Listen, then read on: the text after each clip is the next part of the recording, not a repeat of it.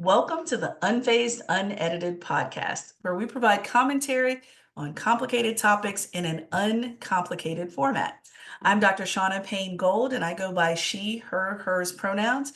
And Dr. Lisa, it's good to see you, and the list of conversations goes on and on. Yes, it does. Good to see you. Hi, everyone. Pronoun she, hers. We have some fun slash fury inducing topics for you today. Oh, that's a great way to put it. Absolutely. Absolutely. So yeah, put your seatbelt on. That's what my friend at church says whenever there's going to be a fiery conversation. Put your seatbelt on, put Mm-hmm. your helmet on, double chin strap, get ready for these conversations. So anyhow, let's jump right in, Dr. Lisa, with our word of the week. Mm-hmm. So the word of the week is natalism. Natalism. And it's this belief that society broadly benefits from a high birth rate. And this usually means that you promote lots of things that come with that producing a high birth rate, meaning marriage, meaning Mm. encouraging people to have children or to have more children than what they already have.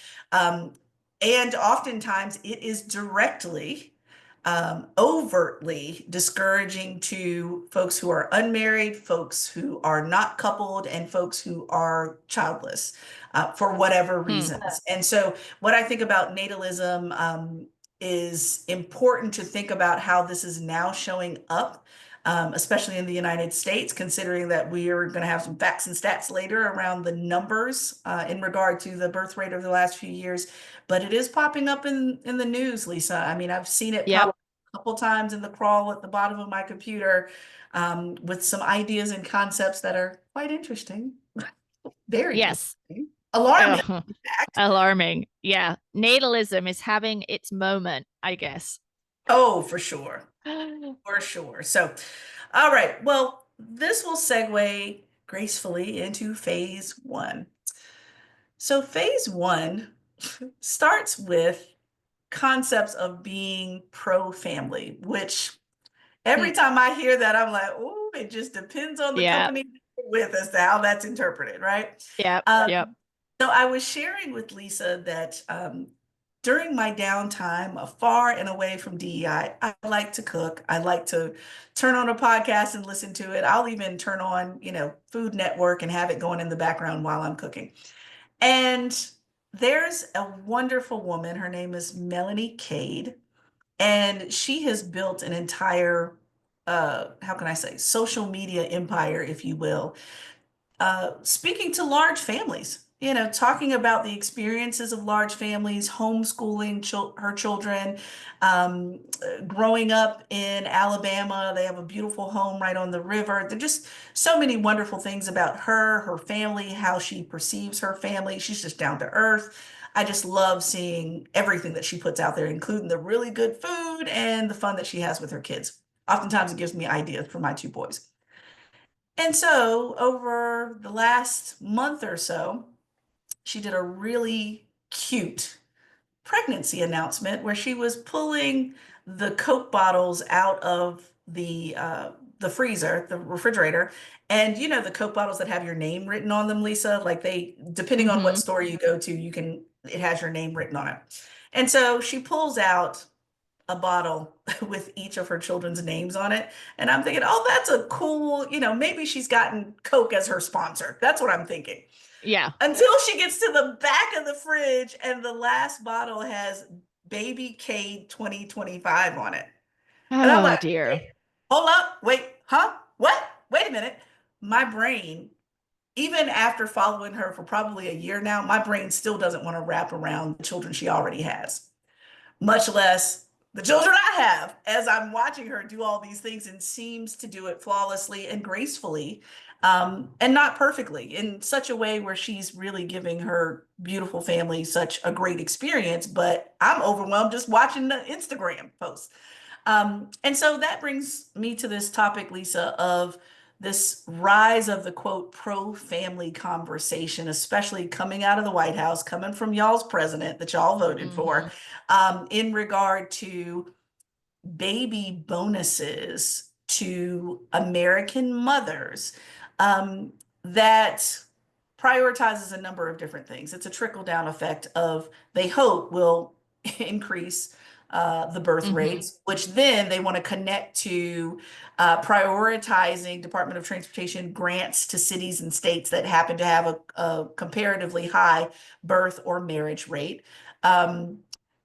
And Lisa, I've already shared with you, I could have laughed until my teeth fell out of my mouth when I saw a cash payment of 5K for anyone who has children and wants to have another. I'm like, wait, what? My first thought was, if you are marketing, branding, promoting a possible 5K cash payment to an American mother who has a baby, then clearly you're promoting this to a particular slice of the American public that has no clue how much it costs to get a child here and to get them taken care of. I've mentioned it before. I can't remember which episode, y'all, how my oldest son, who's 14, Trey, was born on a Wednesday. We got home on a Friday, and we had, actually, it was two invoices, one for both patients, because now there's two patients coming out of the hospital instead of one going in. I had my own bill, but as far as Trey's bill, he had a $3,400 invoice just to get here. Yeah. And so when you're wagging around a $5,000 quote unquote bonus to have a child, I'm thinking to myself, you are pandering to the ignorant who have no clue how expensive it is to raise even one child in this country. So, Lisa, to me, it's very sickening to try to systematize the birth rate in this country. Now, if you're a family that was super excited about having a big family, I have friends from home and high school and so forth that have grown large families and they love it and so forth. More power to you, do it. I want you to do it because that's what your desire is. Maybe you want a huge family for whatever reasons. I love that. And at the same time, being realistic about where we are, especially in this economy right now, in the Right, right. 2025, where we can't afford no damn eggs, 5K isn't going anywhere, Lisa. When eggs Yeah. are $8.99 a dozen, and I'm being mildly facetious, yet not. I think if you can get out of a grocery store spending less than $200 nowadays, you're doing a hell of a job. And so 5K doesn't impress me, Lisa. And so all this to say, as usual, let me just add one more worry to this list, because it circles back to a older fundamentalist Christian movement called the Quiverfull movement, where anyone who has been an archer or knows anything about archery, you have a quiver that is full of arrows. And based on Christian scripture, there may be other traditions as well that speak to a large family, but based on Christian tradition, it is indeed a blessing. Like the arrows in the hand of a warrior. If you're a warrior and you're in a fight, you're in a battle, you want as many arrows in your quiver as possible, right? And so there are some traditions, and there's even an entire documentary that speaks to the Quiverfull movement of fundamentalist Christians that view more children the better, homeschooling, discouraging women from having lives away and apart from the home, being educated, being highly educated. This is very concerning, Lisa. Very concerning, especially when it's intended to influence folks that were not already planning to go in that direction for whatever perceived benefits that probably won't happen. Right. Right. I'm just reminded of J.D. Vance's classic phrase now that, something related to these childless cat ladies, right? And that's really a negative thing because J.D. Vance is a really big proponent of a lot of these policy concepts. One of which you didn't mention is giving women a medal if they have more than 6 children, because, that's great. And I guess in Nazi Germany and some other less than democratic places, giving women medals for having multiple children was a thing. So that doesn't feel like a great echo there. But when you were talking about the 5K and how like insignificant that ultimately is, given the cost of having a kiddo, I was reminded of the ways in which mothers back in the 1980s and still to this day, but really the genesis is in the 1980s of the vilification of mothers who would only have children to get additional welfare checks, right? And so the offshoot of that narrative, I mean, it was a very racist narrative, also a classist narrative. And you have these welfare to work programs, right? Only people who are deserving, who are trying to get a job, should really be receiving any kind of financial assistance from the government. And I'm like, oh, hang on. Or as you might say, hold up, we're going to give you $5,000 now if you have more kids. So isn't that in direct opposition to this kind of narrative that's been Yes. running through the conservative movement for decades, that Yes.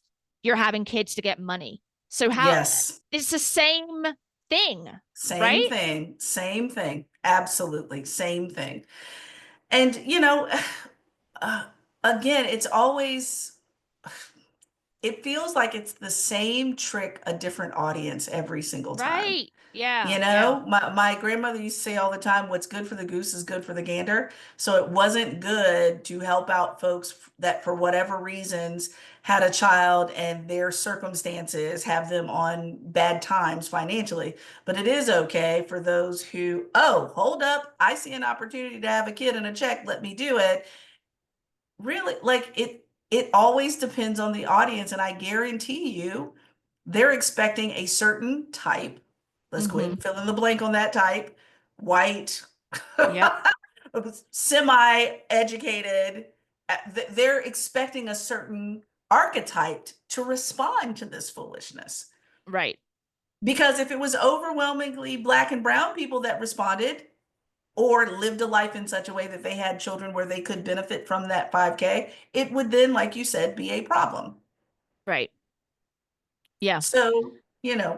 this is the same party that has a problem with helping those who currently need help, but creating problems that they get credit for cleaning up, supposedly. I'm not here for it. Like, we can see right through this. And, you know, Lisa, I think this is where the quote unquote declining birth rate um, is being made out to be a problem when it may not be. I don't think it necessarily is. Why, Lisa? Because the dots are really close together in my brain in regards to how we have abused this, the earth, our home. We've Yeah. abused it in such a way that, wait a minute, we got too many people here now, frankly, the way we are abusing our home. So my thought is, okay, let's rethink what a birth rate is and who gets to determine decline or increase being bad or good. I feel like it's creating an entirely false narrative. So when you have a decline, and it's not even a huge decline, in my opinion, it's not even a huge decline, it's a slight decline in 2023 from 1.62 to 1.66. I'm like, come on now, a fourth of a hundredth. And now we're having conversations about what can we do to encourage or attract people to have I think children. it's been Well, it's been declining longer than that. That was just the most recent stat I could find. But it's been declining since the yeah. early 2000s. So I think the drop is more precipitous than that. Um, I don't know that I agree that it isn't a problem. I agree with the climate change, too many people on the earth, we're destroying it argument. And Mm-hmm. Mm-hmm.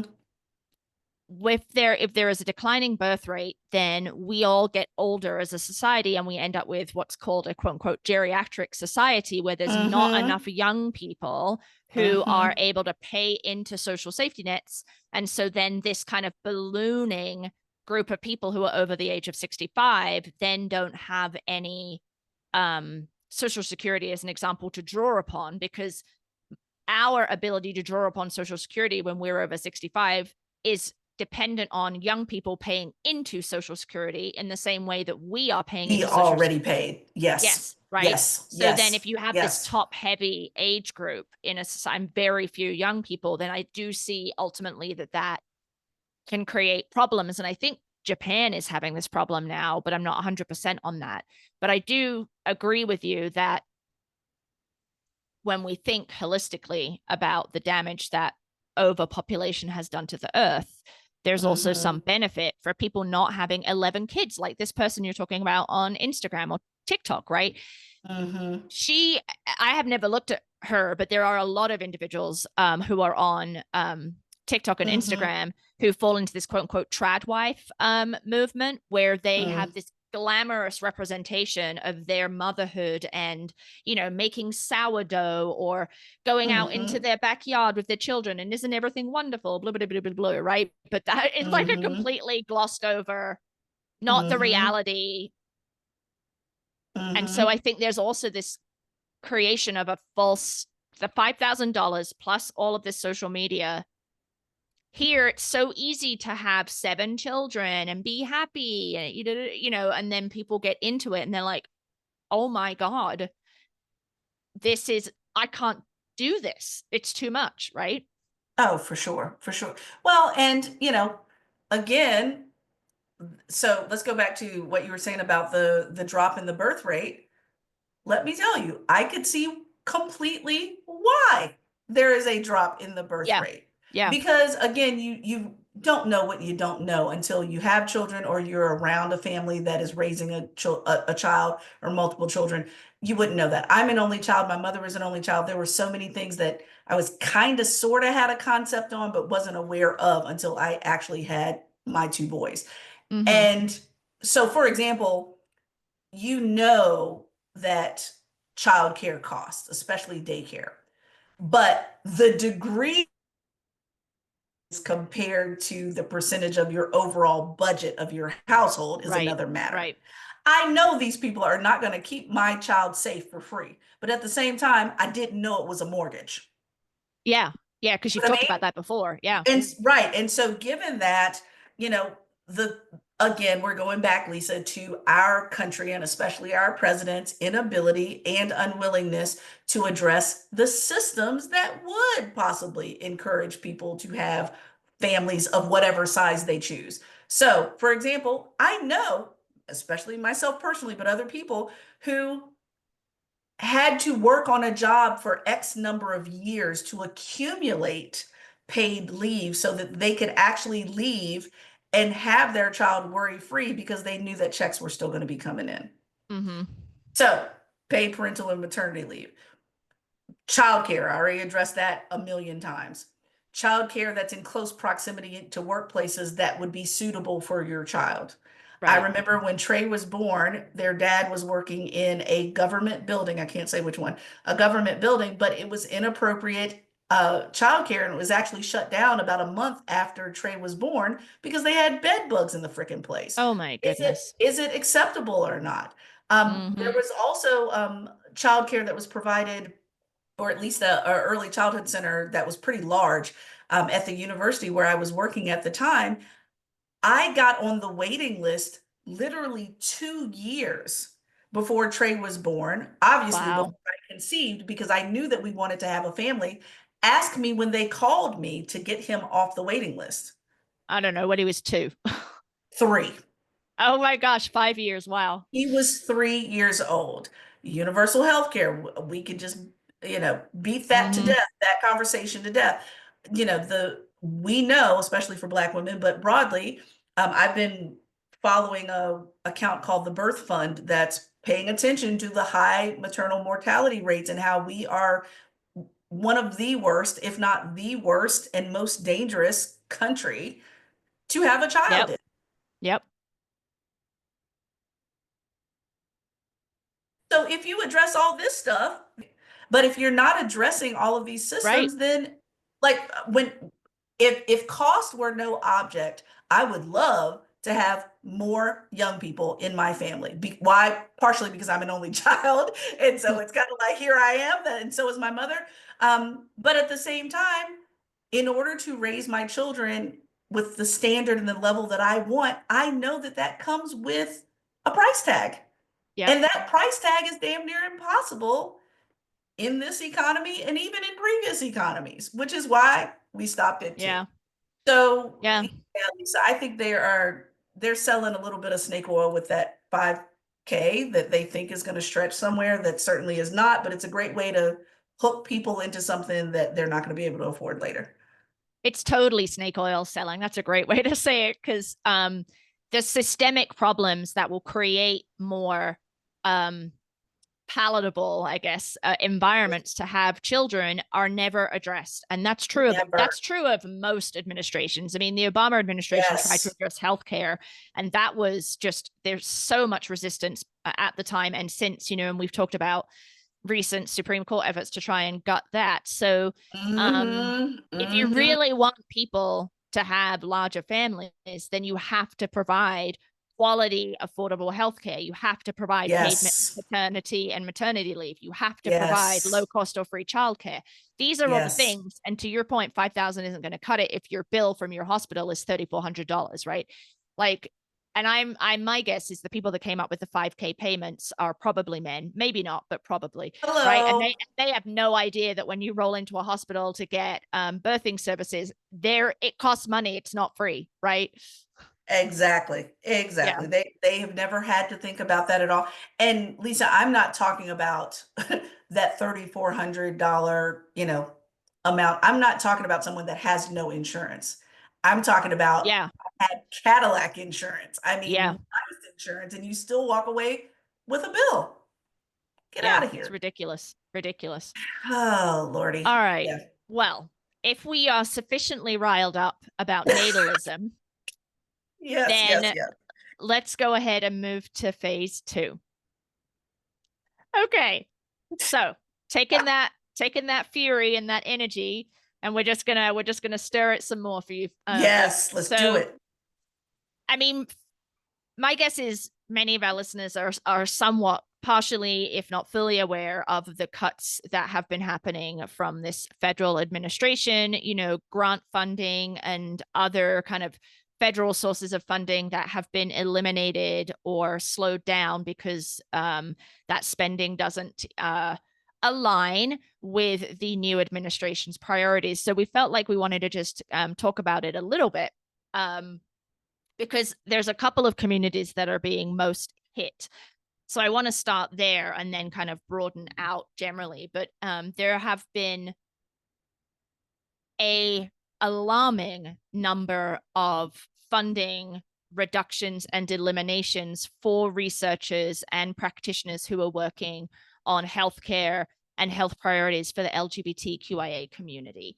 So the New York Times actually did a little bit of research recently, and they found that nearly half of the NIH, that's the National Institutes of Health, grants canceled through early May totaled $800 million. So they're grants that addressed the health of sexual and gender minority groups. So $800 million of federal funding towards those communities and their healthcare and their health needs have been eliminated. And so this is just a massive issue in terms of our capacity to better understand the health needs of communities whose needs often go unaddressed and unresearched, right? And then a few weeks ago, the Women's Health Initiative was cut. Now, for folks who don't know what the WHI is, it is a long-standing, multi-year longitudinal study to better understand the needs of women as they age, because shocker, there is a dearth of research around women's health, right? Like, Oh, you don't say. I don't say. So up until a fairly recent date that I'm not remembering, the NIH didn't even require that women be a part of the sample when doing healthcare research on things like heart attacks and cancer and diabetes, right? So like, there's just all this research was based on men, primarily younger men too. And so this WHI was essentially, the funding was withdrawn through the Health and Human Services, thanks RFK Jr. And it's this project that has developed and created learning around perimenopause, menopause, the ways in which women's bodies change, and the impact that that has on disease and chronic illness, and all of those Mm-hmm. things that had been heretofore like not addressed at all. So the Mm-hmm. update is that they did backtrack on that decision, but the fact that it was actually removed because it had woman, right? So you've got healthcare needs for lesbian, bisexual, gay, Right. trans, intersex people, and then you've got healthcare needs of women. And those groups are having their funding disproportionately reduced because, or under the guise of quote unquote diversity, equity, and inclusion, as though these individuals who are alive and breathing don't have healthcare needs, and to funnel funding towards their needs is somehow an illegal discriminatory practice. Right. So Right. Right. we're only going to have healthcare research for men then, That's which, how I read it. Yeah. yeah, make Exactly. up 50%, less than 50% of the population. So everyone else, you're shit out of luck because you're now classified illegal, right? Because you're somehow, yeah. Anyway. Yeah, that's why I was like, when I read this, I was like, okay, so if you're cutting funding, you're saying that you're cutting funding on studies that include anything on gender, well, except for one gender. Right. The rest of them, they don't give a shit about. We want to focus. It would have been more accurate to say, we are going to fund studies on this particular gender. And that does not include you, Lisa or Shaunna. I mean, well, yeah, and it would only be white men too, right? Because men of color, DEI. that's right. That's gay right. men, DEI. Trans men, DEI. Right? Neurodivergent, Yeah. DEI. So, Yep.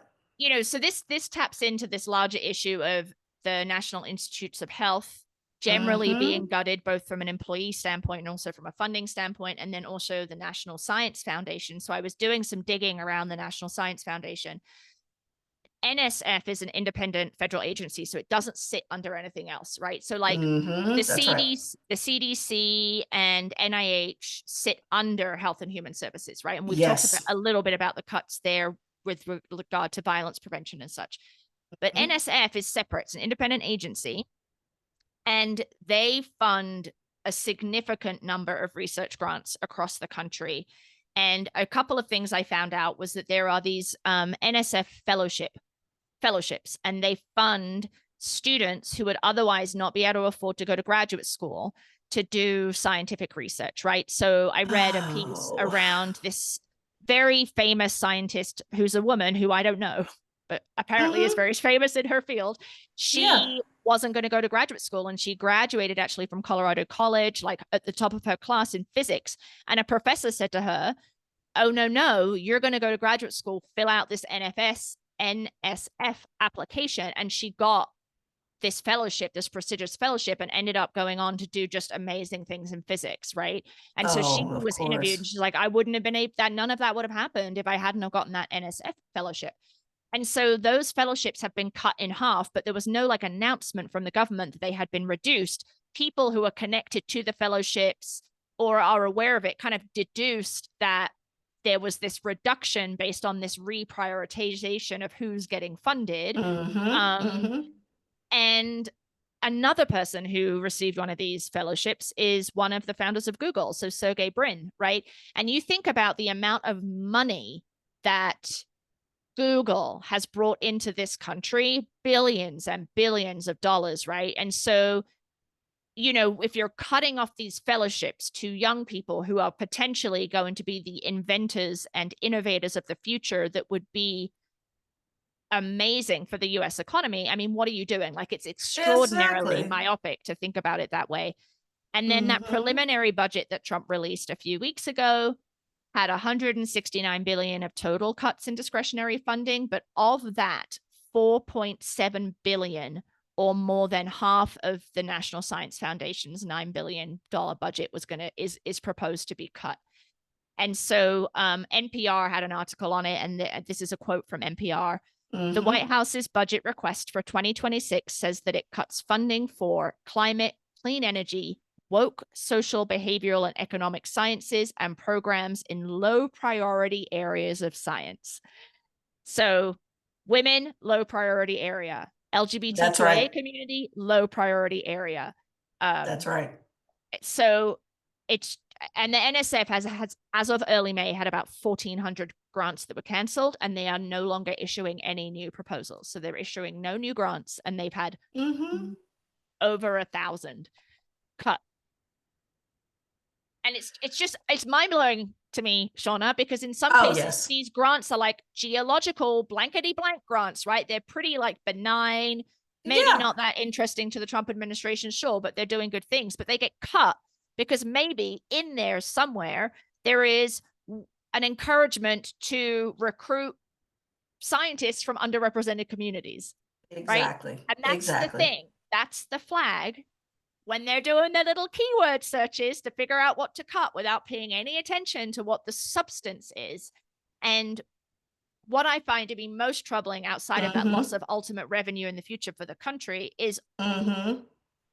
why doesn't the everyday American understand the degree to which scientific research and innovation in this country touches their lives?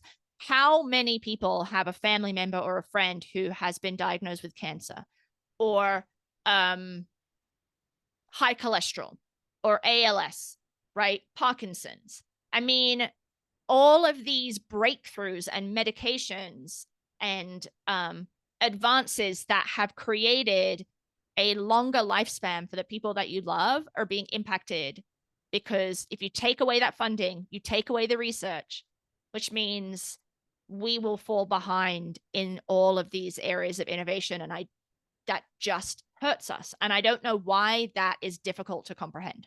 Help me, Shaunna. Why is this difficult to comprehend? Oh my gosh. Well, I think, and there are no easy cut and dry answers, but I know one thing that contributes to people not knowing, because we've talked about this before, is that in this country, we do not do a lot of systemic thinking. And Mm-hmm. so it's literally, and I mean, I'm talking about from little ones on up, systemic thinking of how one thing connects to the next, which connects to the Right. next.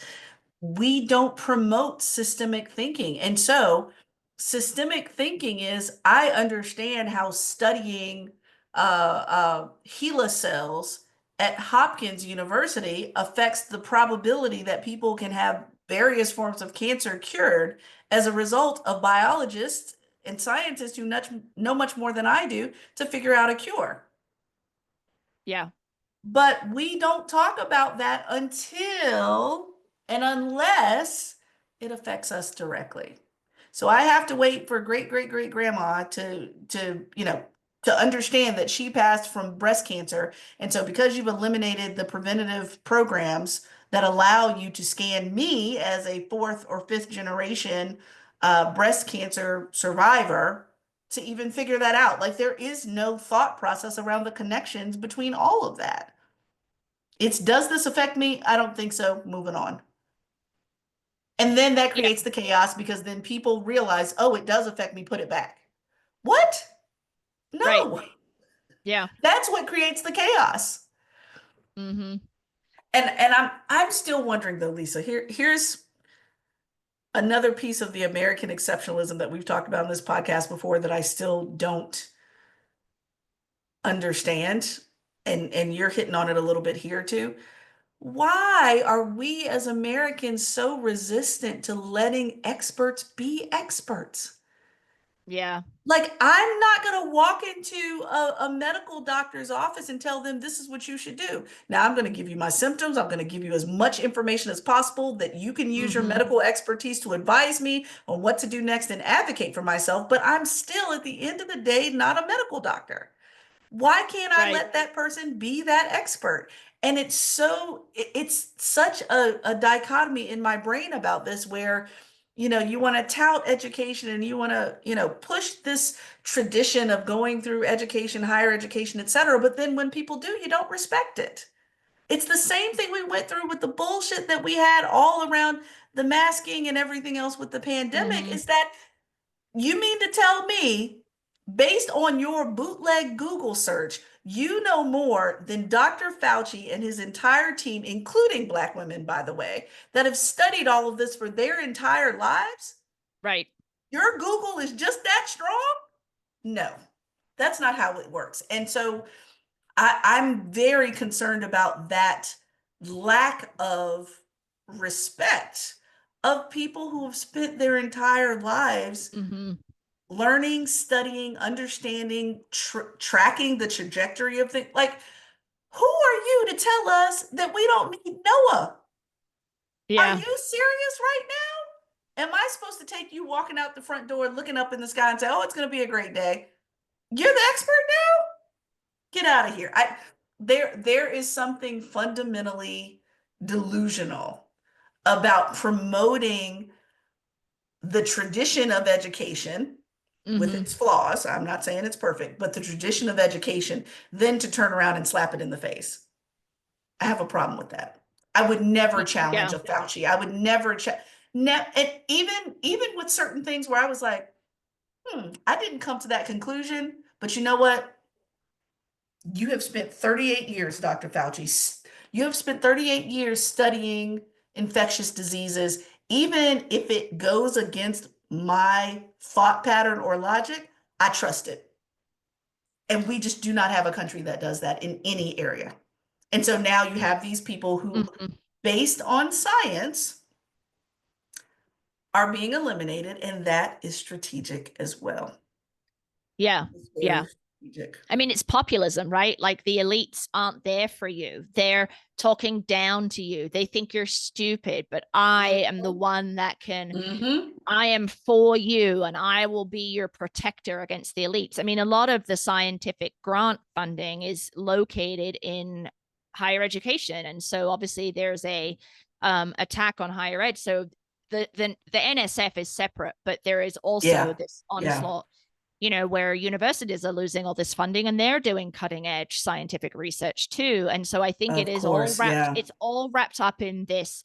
They're against you. They don't understand the little person. They think they know more than you, right? That kind of populist message when really it's just a cover for authoritarianism, That's which right. is true a lot of populist movements. But it just seems it's devastating. And I've been trying to understand from a scientific perspective, like reading scientists, and they're generally really worried about the long term impact that it's going to have on the health of US Americans in terms of scientific discovery, in terms of medical care, but also the US's position in the world as a leader in this area.